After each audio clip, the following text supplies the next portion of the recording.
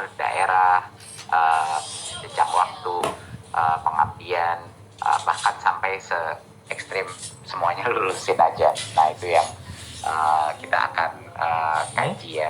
Tapi kenyataannya sekarang tidak mungkin kita tidak ada tes seleksi dan tidak mungkin kita tidak akan ada suatu minimum passing grade. Jadi itu benar-benar satu-satunya alasan kita bisa sejauh ini adalah karena ada passing grade. Itu persetujuan. Jadi mohon maaf tapi itu adalah satu negosiasi yang memang bagian daripada alasan kenapa kita bisa mendapatkan ini. Angka 1 juta itu Bapak Ibu adalah angka kapasitas daripada anggaran. Itu adalah angka kapasitas. Target kita sebenarnya bukan 1 juta. Target kita adalah sebanyak mungkin yang bisa memenuhi kebutuhan minimum menjadi guru yang layak. Saya ingin sedikit cerita.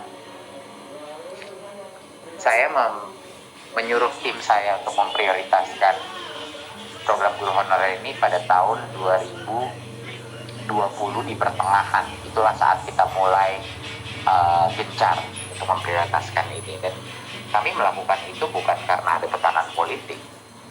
Kami melakukan itu karena pada saat itulah kami mulai keliling-keliling ke daerah. Dan pada saat itulah kita mulai menyadari bahwa guru-guru, salah satu guru-guru terhebat yang saya ketemu, yang saya duduki adalah guru-guru honorer di berbagai macam daerah. Kemarin saya baru di tengah hutan di Jambi dengan 6 guru yang setiap hari itu harus jalan ke hutan karena matic motornya nggak jalan, jadi mereka harus jalan 45 kilo. Kadang-kadang anaknya ada di situ, kadang-kadang tidak di Jambi, mengajar anak-anak rimba. Mereka itu semuanya 6 dari guru yang saya bicarakan adalah guru honorer dengan pengabdian yang luar biasa.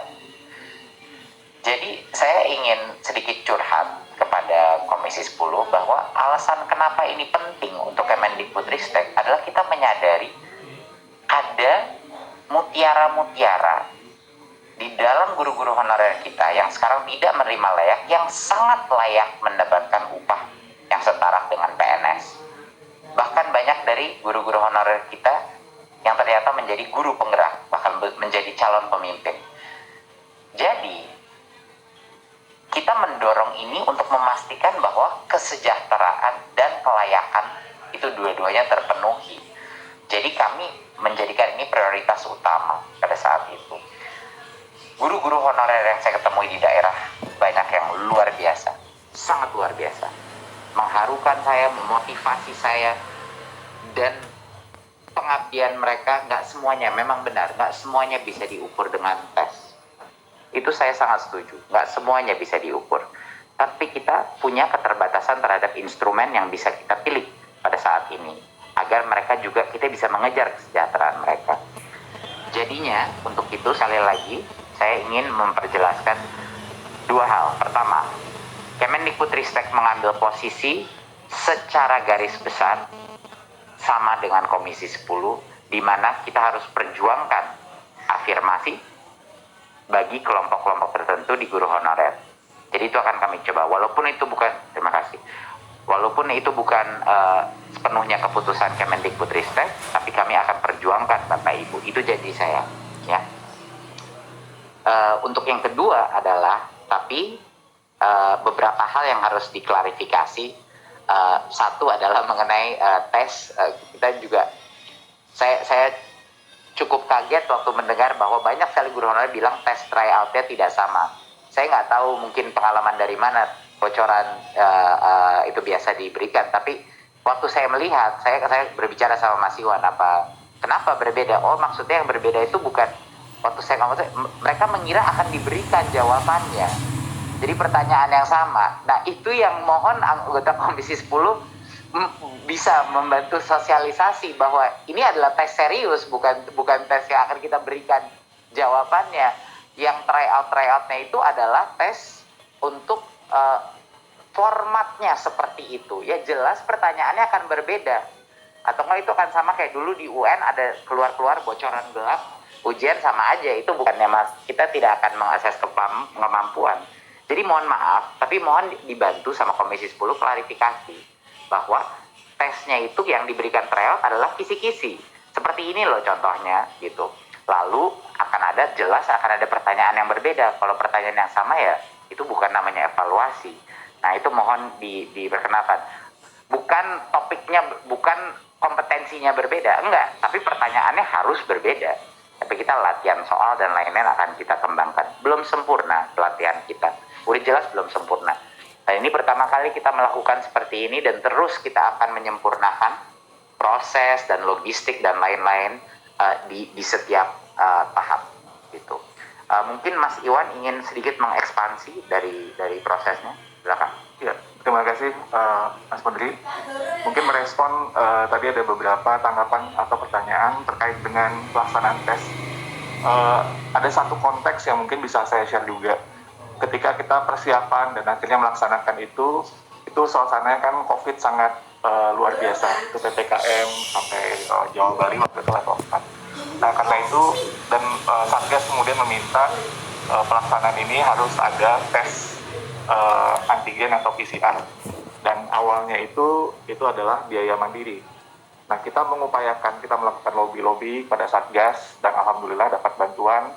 Kementerian Kesehatan bersedia untuk membantu Kementerian Dalam Negeri sehingga memaksimalkan pelaksanaan itu bisa difasilitasi oleh Dinkes dengan koordinasi dengan Dinas Pendidikan, dan itu yang kemudian menjadi bagian yang ketika untuk pelaksananya di daerah itu, karena ini kondisinya itu udah di akhir bulan Agustus waktu itu, ada persyaratan itu. Nah itu yang kemudian kami coba untuk perjuangkan sehingga semaksimal mungkin guru-guru honorer yang ikut itu bisa difasilitasi tes antigennya, dan pengaturannya pun juga dilakukan dengan koordinasi dengan pemerintah daerah yang tadinya kita tidak logistik tidak memikirkan sampai ke sana. Kami berhasil untuk itu. Kedua, ini juga terkait usulan tadi dari Komisi 10 bahwa kami hari ini sudah dalam proses pengiriman surat kepada Panselnas untuk memohon pengunduran pengumuman hasil seleksi tahap 1. Jadi kita mendengar berbagai aspirasi seperti yang Mas Menteri sampaikan, kita akan perjuangkan di Panselnas dan kita akan meminta supaya pengunduran pengumuman hasil sehingga bisa untuk memaksimalkan pembahasan untuk finalisasi dari hasil tersebut.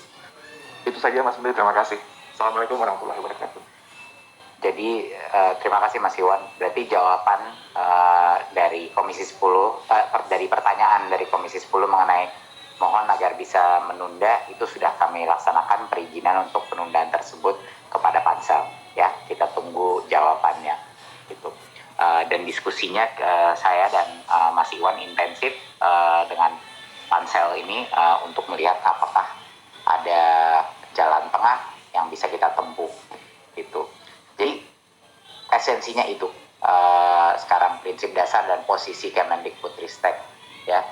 Kita nggak seperti yang Bapak Ibu Komisi 10 tahu, kita nggak pernah janji-janji buta di Kemendikbudristek. Kita lebih senang under promise tapi over deliver ya. Jadi kita jangan janji-janji, tapi kalau misalnya mendapatkan suatu hal yang lebih baik itu insya Allah kita bisa mengakomodasi baik aspirasinya guru-guru honorer dan juga para akademisi dan pakar-pakar pendidikan yang ingin menjaga integrasi tes kita. Sebagai tambahan informasi, materi tes kita, tes seleksi itu adalah dari guru untuk guru.